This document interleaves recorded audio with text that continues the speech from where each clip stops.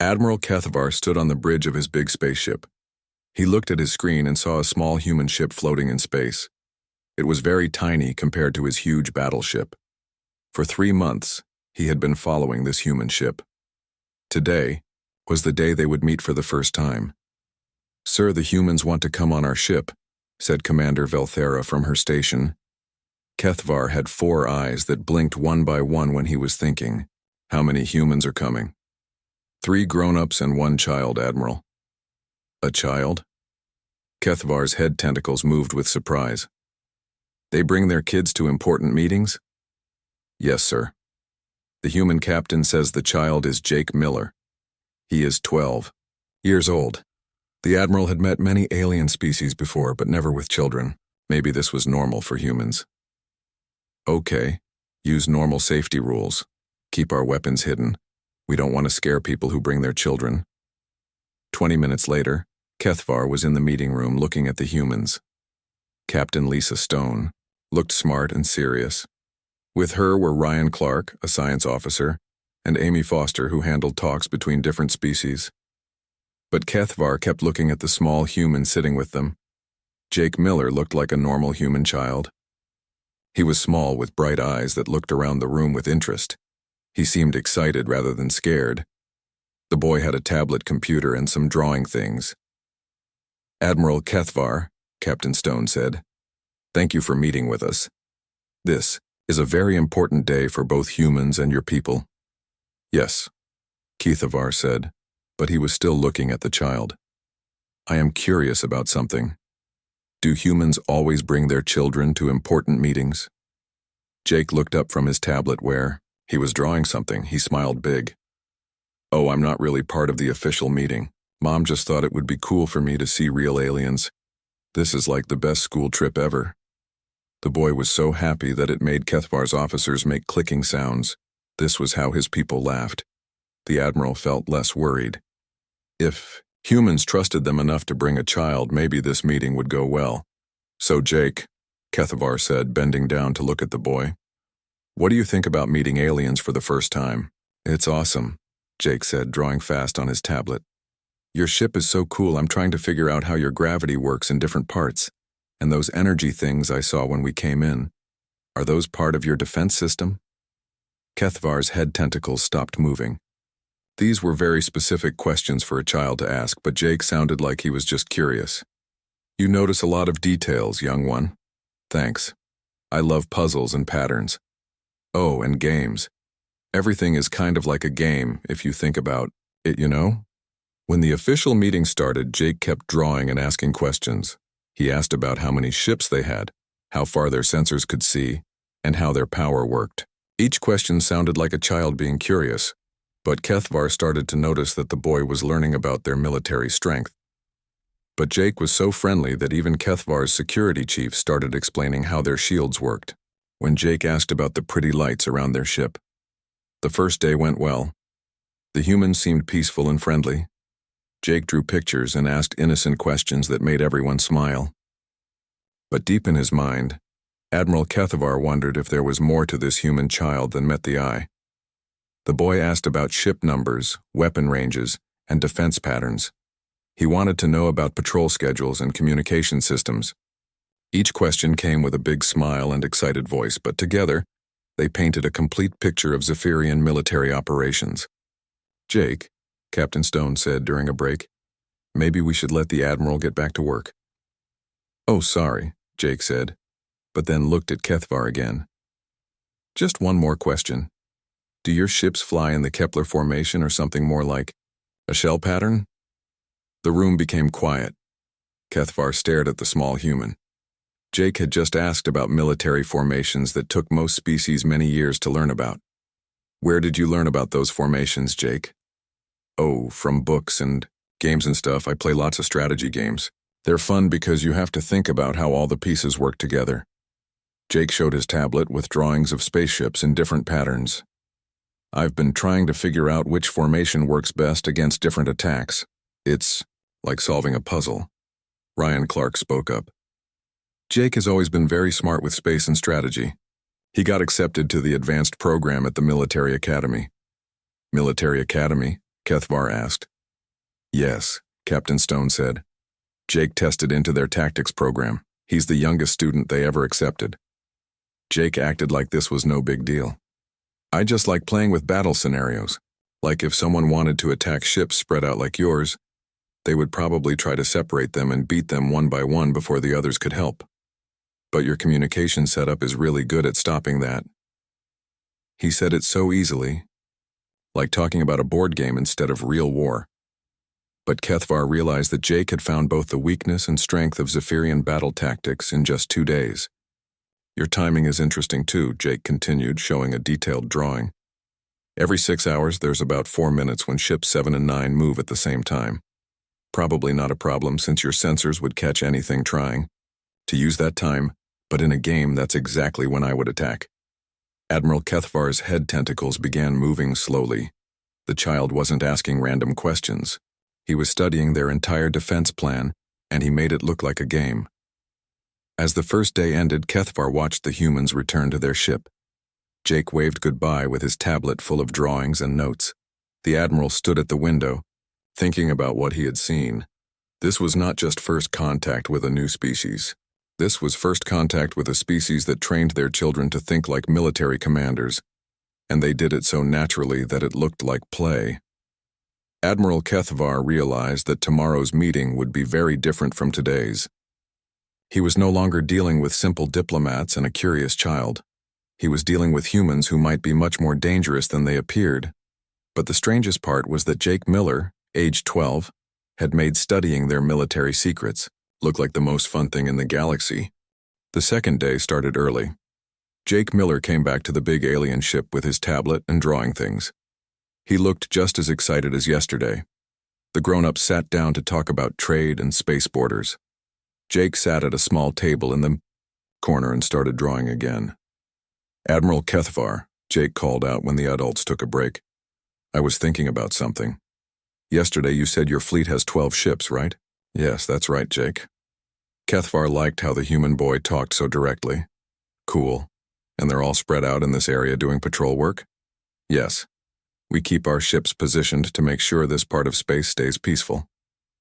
Jake nodded and wrote something on his tablet. That makes sense. My dad always says you need good coverage for security. He works in the military back home. Oh, and those sensor sweeps you do every 4 hours, that's really smart. Commander Velthara looked up from her work. How do you know about our sensor? Timing? Oh, I've been watching the pattern since we got here, Jake said like it was no big deal.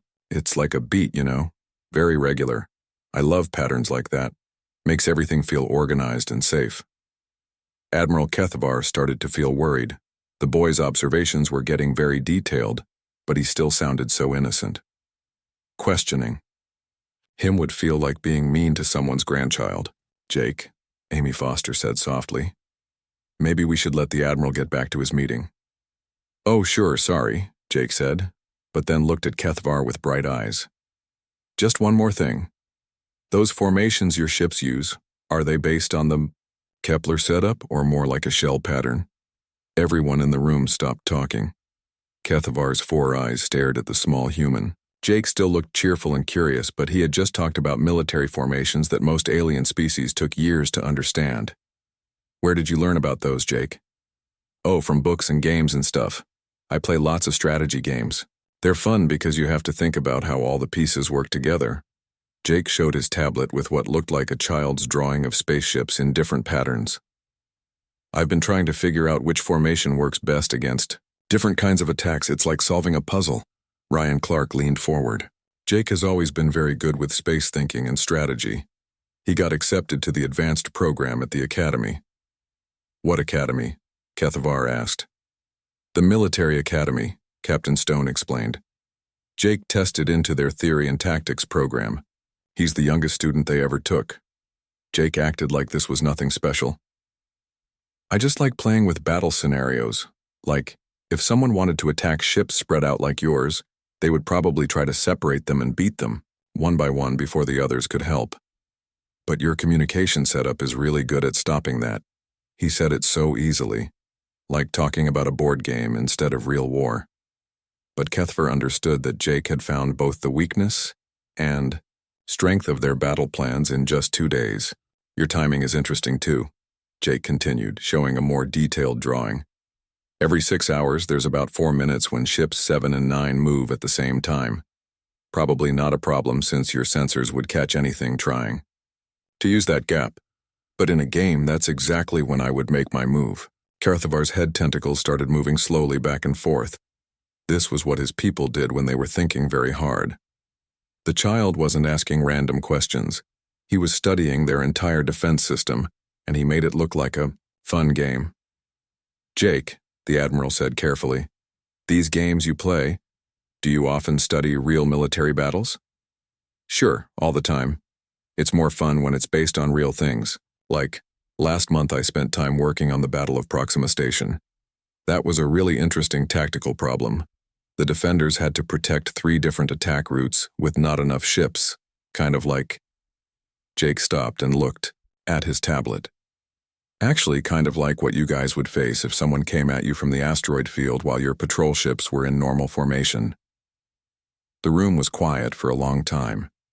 Captain Stone and her team looked at Jake with faces that showed both pride and worry. Kethvar realized he was seeing something that had never happened before. A human child who understood military secrets as easily as other kids did math problems. Admiral, Jake said, his voice becoming a little more serious. Can I ask you something personal? Of course, young one.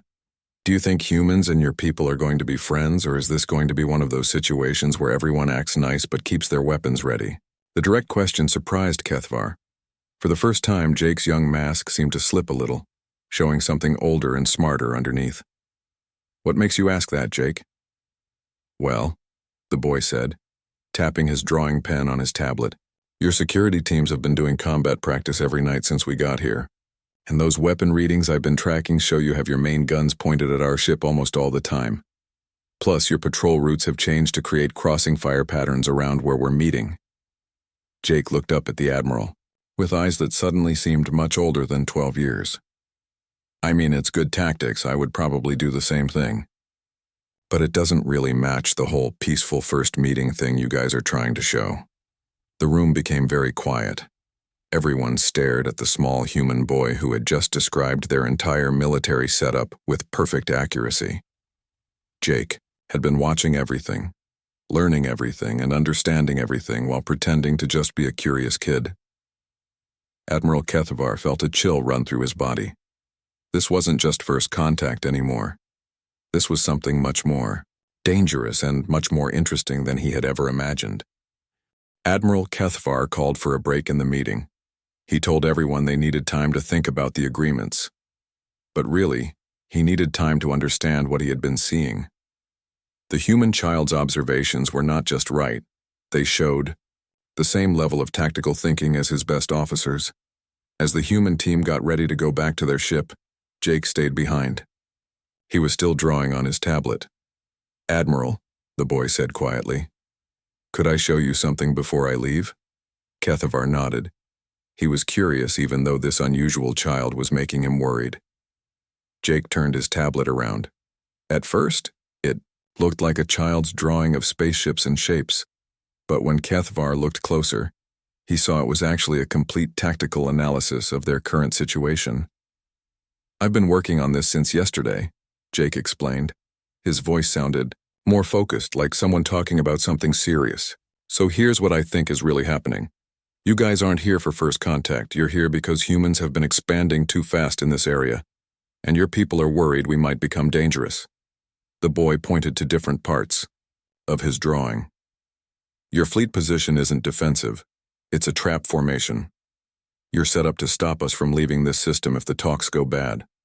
And these energy readings I've been tracking show you have backup ships about 6 hours away at top speed. Kethvar's 4 eyes went wide at the same time. The child had figured out their entire battle plan. Jake, he said carefully, these are very smart observations. Yeah, I know. But here's the thing. I don't think you understand what you're really dealing with. Jake's face stayed calm, but there was something scary about his complete lack of fear. You see, you've been thinking this is a first contact with some basic species that got lucky with space travel. But that's not what this is. The boy pulled up another screen on his tablet. It showed what looked like ship designs. Our research ship isn't just here for talks. We've been doing our own study of your technology, your tactics, and your abilities. And I've been helping. Helping how? Well, every question I asked gave us more information about your systems. Every explanation your crew gave us filled in gaps in our tactical database. And every formation change your fleet made because of our presence gave us more data about your fighting style and abilities. Jake looked up at the Admiral with an expression that was somehow both childlike and ancient. The thing about humans is that we start learning strategy really young. Some of us get really good at it. And when you're 12 years old, adults tell you things they would never tell another adult because they think you're just a curious kid. Kethvar felt a cold feeling that had nothing to do with the ship's temperature. You've been gathering intelligence.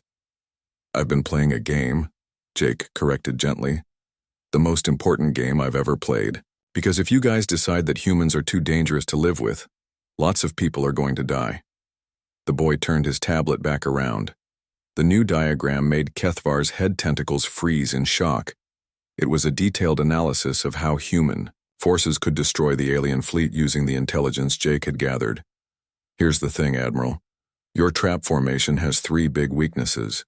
Your sensor grid has a blind spot that moves every 6 hours. And your communication systems use a frequency that our ship can jam with about 40 seconds of focused transmission. Jake's voice stayed calm and conversational, like he was explaining homework. If this was actually a hostile meeting, my mom could have disabled your entire fleet 12 hours ago, but she didn't because we're not here to fight. We're here to prove that humans can be trusted partners. By showing that you could destroy us. By showing that we won't destroy you, even when we can. Jake closed his tablet and stood up. The real test isn't whether humans are dangerous, Admiral. Every smart species is dangerous. The real test is whether we're smart enough to choose working together over fighting. The boy stopped at the door and looked back at Kethvar. Oh, and Admiral? Those backup ships you have 6 hours away? We've known about them since before we agreed to these meetings. Captain Stone decided not to mention them because she figured you'd tell us about them when you were ready to trust us. As Jake left the room, Admiral Kethvar sat alone, staring at the empty space where the 12-year-old human had just given the best intelligence briefing of his career. He turned on his communicator with a shaking hand. Commander Velthara, I need you to check our entire tactical position. Assume the humans know everything about our abilities and positioning. Sir? Based on what intelligence? Kethvar looked down at his own tactical screen. Suddenly he saw his carefully planned operation through the eyes of a human child who treated space warfare like a puzzle to solve, based on intelligence gathered by a 12-year-old boy who thought our first contact would make a good game. The Admiral sat back in his chair, trying to process what had just happened. For 40 years, he had served in the fleet. He had conducted first contact with 17 different species. He thought he understood how these meetings worked, but Jake Miller had changed everything. The boy had shown him that humans didn't just send diplomats and scientists to first contact. They sent strategists. They sent people who could analyze an entire military operation while pretending to be curious children. The scariest part wasn't that Jake was smart. The scariest part was how natural it all seemed to him. The boy genuinely enjoyed tactical analysis the way other children enjoyed simple games. To Jake, figuring out how to defeat an alien fleet was fun. But the most important thing Jake had shown him was restraint. The humans could have used their advantage. They could have struck first and asked questions later. Instead, they chose to prove their peaceful intentions by revealing their capabilities without using them.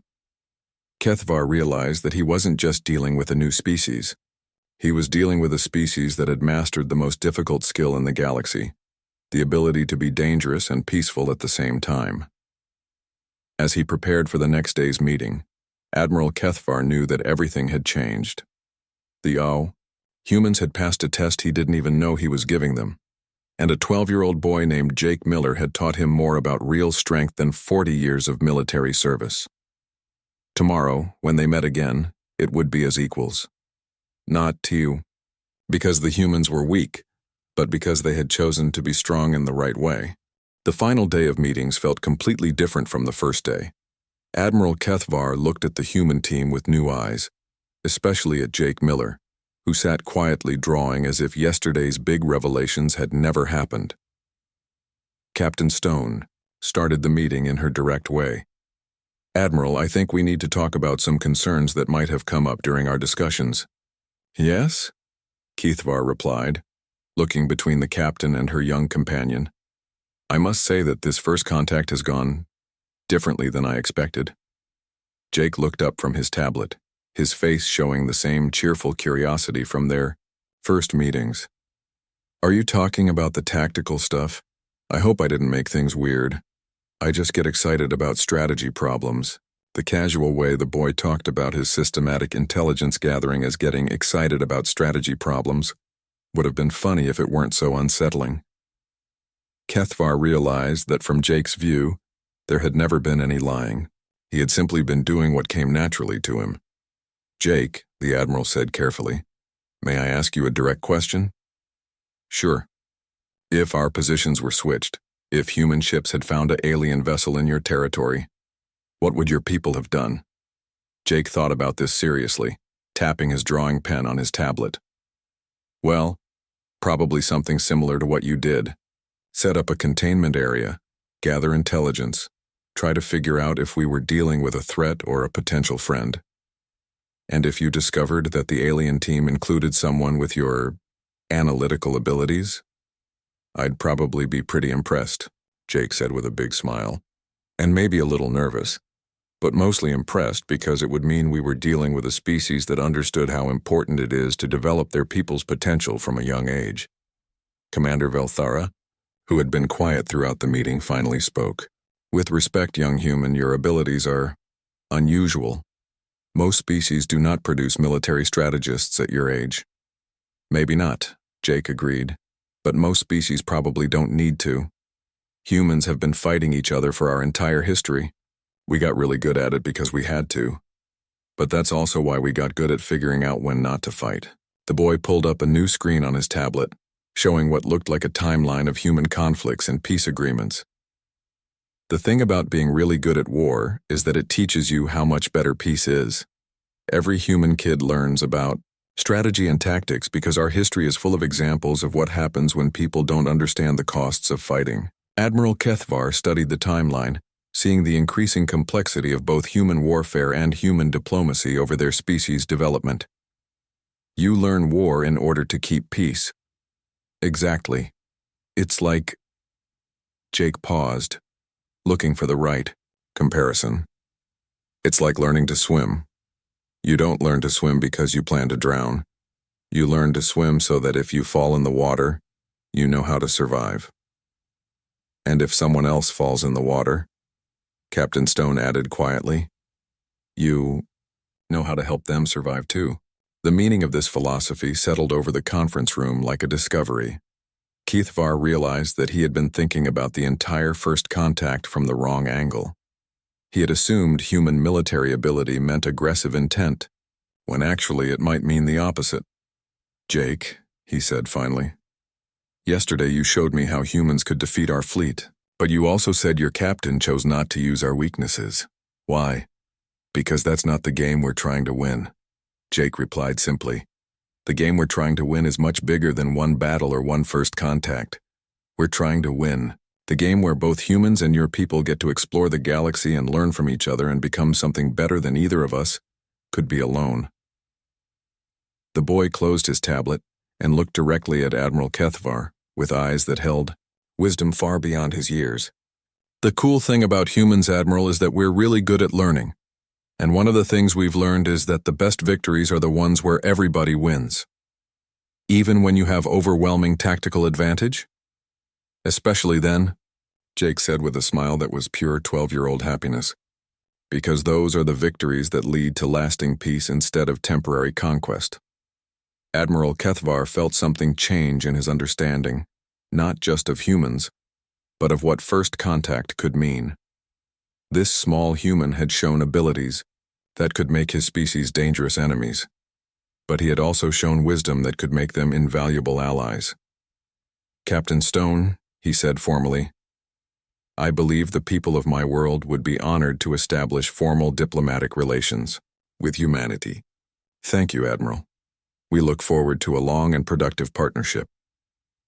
As the formal ceremonies finished and documents were signed, Jake came up to Admiral Kethavar one final time. "Admiral," he said quietly, "I wanted to say thanks for letting me be part of this. It really was like the best game ever." "Jake," Kethavar replied, bending down to the boy's eye level, "I have served in the fleet for 40 standard years. I have conducted first contact with 17 different species. You have taught me more about diplomacy in 3 days than I learned in 4 decades of military service. Really? Really? You showed me that true strength lies not in the ability to destroy one's enemies, but in the wisdom to turn enemies into friends." Jake beamed with pride, then pulled out his tablet one more time. "Hey, Admiral. Want to see the game I designed based on our first contact? I think it could be a really fun way to teach kids about diplomacy and strategy." As Admiral Kethavar looked at the screen, he saw a complex simulation that turned the difficulties of space diplomacy into an engaging educational experience. Once again, the human child had found a way to transform a serious subject into something that could teach and inspire others. "I think, young strategist, that this game could indeed change how our species understand each other." Jake Miller, 12 years old and already one of the most effective diplomats in human history, smiled and started explaining the rules of his latest creation. And Admiral Kethavar, veteran of countless military campaigns, settled in to learn from a human child, who had turned first contact into the ultimate teaching moment.